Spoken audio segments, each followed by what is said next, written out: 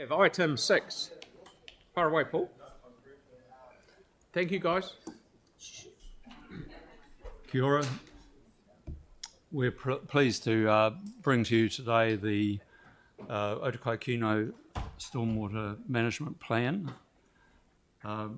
As you would have gleaned from the briefing that was held a few days ago or a week ago, the Otukaikino Stormwater Management Plan is one of 7 stormwater management plans which are in the process of being developed or have been developed, and they form an integral part of our meeting our obligations as council under the comprehensive stormwater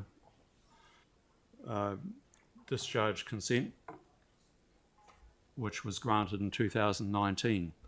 So I'll introduce Paul Dixon, who you're familiar with, who has held the pen on the SMPs delivered to date, and including this one. And I'll hand over to him to run through the content more fully, and we can then answer any questions. Just to put a bit more context around the SMPs generally, as I say, they're an integral part of our consent. They existed, in fact, though, prior to that, and were a foundation document really for managing stormwater through the city from, I guess, about 10 years ago or more, Paul. And they were quite a forward-looking and, in some ways, quite a ahead of their time type document. They address both stormwater quality and quantity, and in the quantity aspect we include flooding, and the quality aspect relates to discharges into our waterways. It's important to note that these the scope of SMPs as it's currently defined under the consent is very specific. It relates to elements that we as council must deliver on within an SMP. And it's important to note also that in terms of managing both the quality and quantity aspects of stormwater and flood management, they don't cover all the aspects that we as a city need to address. They, as the name suggests, of the context they sit within the comprehensive stormwater network discharge consent, the scope, if you like, of the SMP doesn't cover off aspects relating to stormwater quality and quantity that relate, for instance, to the waterways themselves and their interactions with the environment. So on that note, I'll hand over to Paul to go through some of the aspects of this particular SMP. Thank you, Kevin. By December 2024, the Council will have delivered 7 stormwater management plans to Environment Canterbury. The Otukaikino Stormwater Management Plan is number 4. In brief, the purpose of stormwater management plans is to set the Council on a trajectory of improving the quality of its stormwater discharges towards targets that are in the Canterbury Land and Water Regional Plan. There's no endpoint date for those targets to be reached, and I think it's understood that that date might be quite a long time away. However, Environment Canterbury and Tangata Whenua are, let's say, reasonably satisfied with to see progress, and this stormwater management plan demonstrates progress. I'm mindful that you've received a briefing a week ago. I'm going to be fairly brief, and what I'll do is I'll just look at what this plan is doing in the Otukaikino catchment and why. The Otukaikino catchment is up there, a bunch of colours showing that the catchment is mostly rural, the green colour, and that there's a brown blob towards the south, which is the airport. There's a purple blob above the airport, which is quarry zone. And there's a fringe on the right-hand side of urban development, most of which is future urban development. And I think it's obvious that if the city is to set itself on a trajectory of improvement for stormwater, the first thing it must do is deal with the effects of new development, and that's what this plan will do. The lilac-y colour is mostly future industrial, and the buffy colour is mostly future residential. I seem to have lost something here. Oh yes, okay. What the plan is going to do is it's going to treat all of the present and future urbanised area of the catchment. It's going to, which is unusual. We haven't been able to achieve that in any other catchment so far. It's possible in this catchment because the urban area is fairly small. Also because there's space for building treatment basins, and the light green blobs represent the treatment basins that will be built in the Otukaikino catchment. The blue blobs, the sort of mid-blue blobs, are existing basins. The result that our contaminant modelling says we will achieve, sorry, you'll have heard this in my last presentation, but I think it's useful to recap. Once there has been full catchment development, which is what we're looking towards, and all the facilities have been built, there'll be a very significant reduction in total suspended solids or sediment. I think the reduction is about 80%. We will hold a line on copper, so there'll be more roads, more vehicles, but we'll be treating copper, so there won't be any increase. Unfortunately, the technology we can employ will, let's see, zinc is predicted to increase by 4.5 times, and the treatment we can do will bring it down to an increase of, an increase of 100% on what's there at the moment. So it's not the outcome we would have hoped to achieve, but it's still a pretty good result. Environment Canterbury will be looking at that, and I guess we'll get their feedback. So that was all I was proposing to say. I'm happy to answer questions from councillors. Right, so we've got Tyler had his hand up first, and then Mark, and then Kelly. Kia ora. You were saying that Ecan and Co were mostly happy. Did they have reservations that didn't go far enough, or? Could you give me a little more context around what? Previously, you said they were mostly happy with the management plan.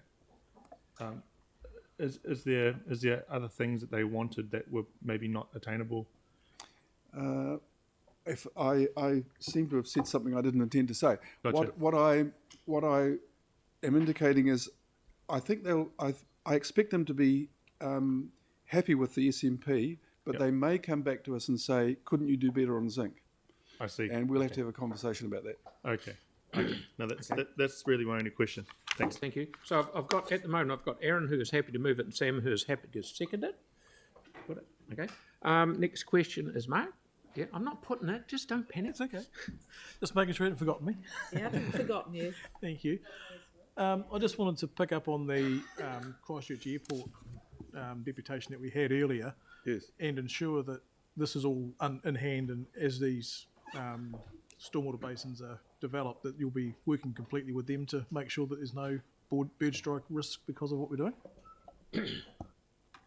Well, I'm grateful that the CIAL representatives gave us a tick for consultation. We did work pretty hard with them and incorporated everything they asked within the plan. I think it's fair to say that every wet basin that is built has some effect on bird strike risk, and we're in a position where we have to build basins. We don't have a choice about that, and we also have to do it in a way that minimises increased bird strike risk. And the provisions we've put in the plan are ought to do that. I might just add too, in regard to the airport submission generally, that in the formation of and the development of the comprehensive consent, the airport company made submissions to that, and they were duly heard at hearing by the commissioners, and their decision was reflected in the conditions of the consent, both in terms of what we need to do generally within the consent, but also specifically regarding stormwater management plans. We need to consult with them around the management of bird strike risk within 3 kilometres of the airport. So, and that's what we do as part of our SMPs. Yep. Good, thank you. Pauline? Thank you. Just about going to sleep.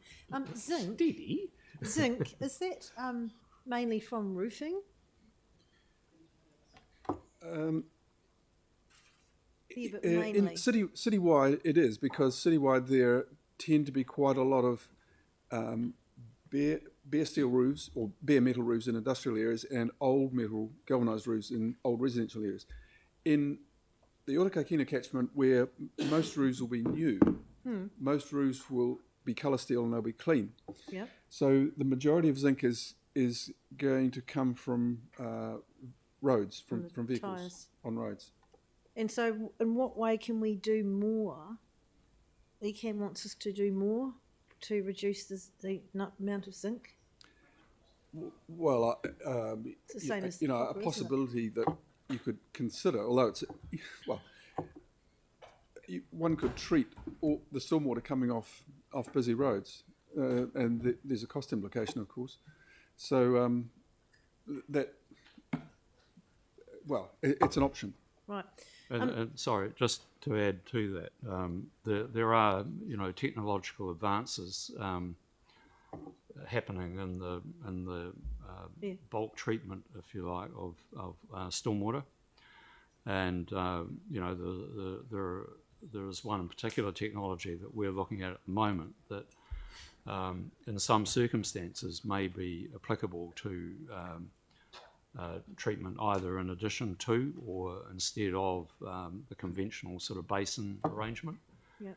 And that would have likely improved outcomes. Is that correct, Paul? I actually thank you, Kevin, for reminding me. Yes, so in practical terms, what Kevin is referring to is there's a technology called floating wetlands, where you've got a wetland, which we will have, we're building them, and you introduce a floating platform with plants in it whose roots will uptake, say, metals. So we will, I think it's fairly likely we'll trial that. As long as they don't attract birds. Less so, I think. I found it quite concerning that you said that the mitigation of the ponds will actually reduce the effect of the development to only twice that of our current baseline, rather than 4 times if it wasn't there. I mean, that's still very high, isn't it? Does that mean that we actually need to put in more basins, or how could we get that number down? Well, as Kevin was just describing, we have, I guess our first protocol there would be to look at add-ons to existing basins and wetlands, such as the floating wetland I just spoke about. Okay, but then I suppose it has budgetary implications. 'Cause another question I have is in your 4.2 and 4.3. So, plan option A is the aspirational stormwater quality, but plan B is the compliance and the capital work that's already in the LTP. But also it says that plan B does not preclude additional council funding to achieve enhanced levels of stormwater treatment. So my question to you is, would you be seeking additional funding in the LTP to improve the water quality here. Yes, we will be, and that's really linked into a bit of a crossover between the two aspects that you've just mentioned, the more aspirational, Yeah. which I prefer to sort of term as more forward-looking. The comprehensive consent requires us, besides doing, if you like, the infrastructural nuts and bolts type things such as building basins or other treatment facilities, according to a schedule which was agreed at the time of the consent decision, we also, within the consent, are obligated to improve both the water quality, stormwater quality and quantity management over time. And we're at the point now where we need to give serious consideration to measures which will achieve that. With having had the consent in operation for 4 years, we can track where we've got to with some of our facilities that we've put in place over that time and predict where we need to get to make that improvement. And that will be reflected in the LTP. Okay, that's great. Yeah. Thank you. Yanni, please. Just wanted to check if we've had a position statement from MKT. I don't believe we have. It's quite a long process. It involves the draft statement getting developed by MKT and then sent to the Runanga for ratification, and I don't think it's come back from the Runanga yet. So is there any reason why we're having to approve this today ahead of getting that position statement?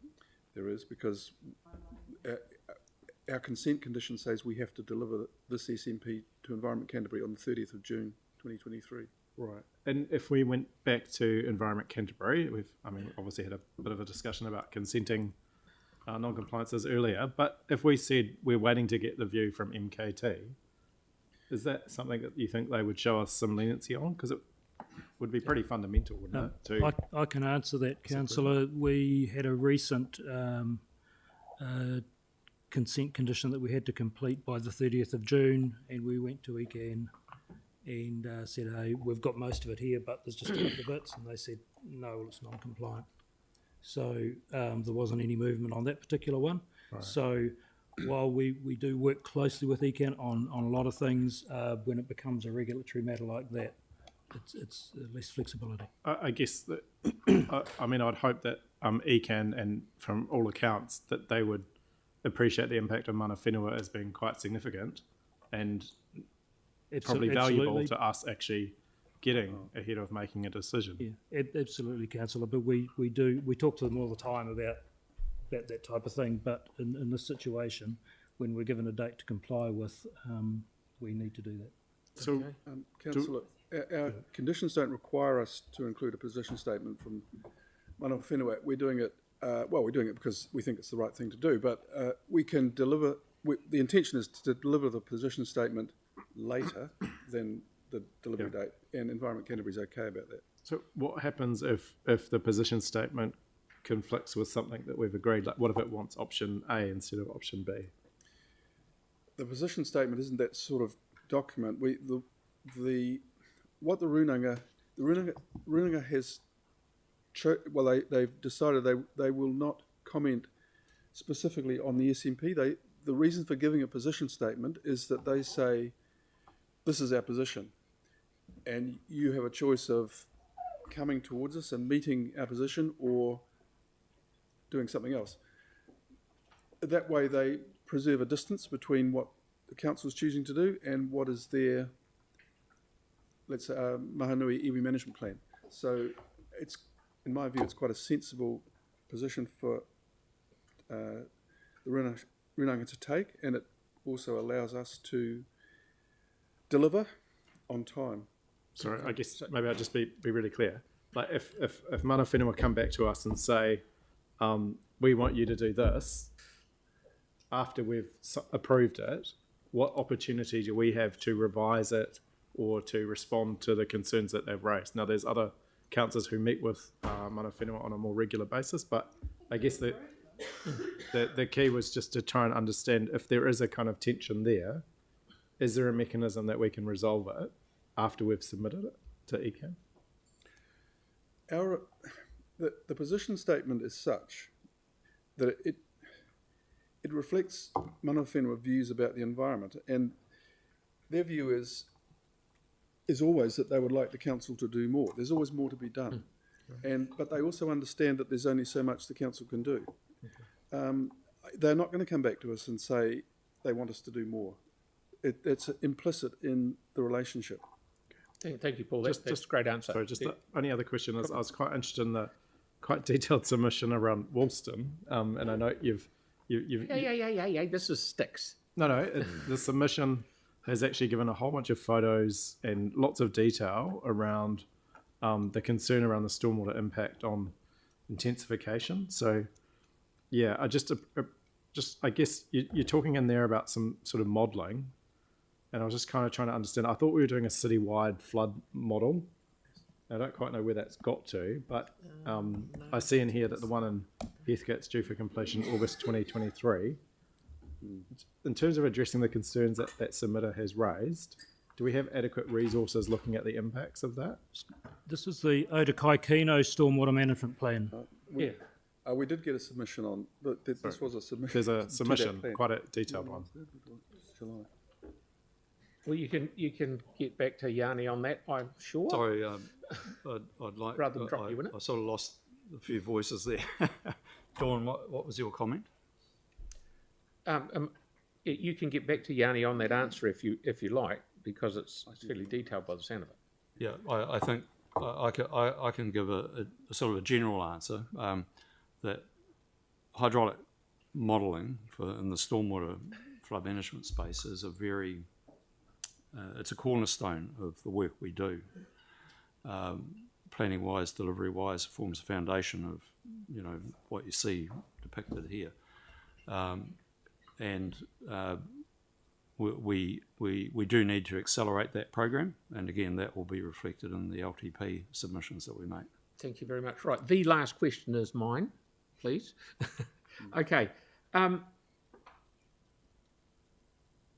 Where the orange stuff is going to be houses one day. Is that so? You're building the green ones like 1109 and 1108, similar to what you did out in Sparks Road with Eastman Reserve and Sutherland's Basin. You're preparing these for when there is going to be houses where the pink bit is. Yes. So they, in theory, out at Hallswell, all of those new sections are paying a little percentage towards the building of that through their DCs. Is that? I'm just trying to let everyone out there know. In the case of the two numbers you mentioned, I believe they're being built by the developer at the developer's own cost. Okay, so they're little or no cost to us. Yes. Okay. How will they go being able to build them? Because I know we're in strife with ECAN getting ponds built. Have you got any quick, wise answers to that?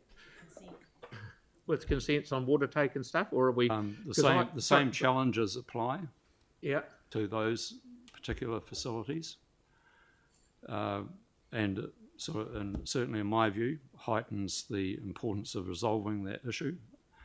Developers will be focused on doing what they need to do in the shortest time practicable, and so they may well address the challenges that are presented through the ECAN interpretation by changing their designs, but that will increase cost, which will then pass on to the customers. Because I'm hearing that it may be next year before we get an answer out of ECAN, which is not a good look for us, for our stormwater ponds that we've got in train, and developers who are jumping up and down wanting to do things. Because in your I know this is a stormwater management plan that's going out or getting presented. When do you think the digger is going to act? The developer wants to start digging the hole, roughly. Those two ponds. Those specific ones. If you can't No, it doesn't matter. No, talk to me later. No, that's fine. Yeah, so anyway, that's very good. I'm going to put this motion. All those in favour? There's no debate. All those against? Carried. Thank you very much. Thank you. Well done.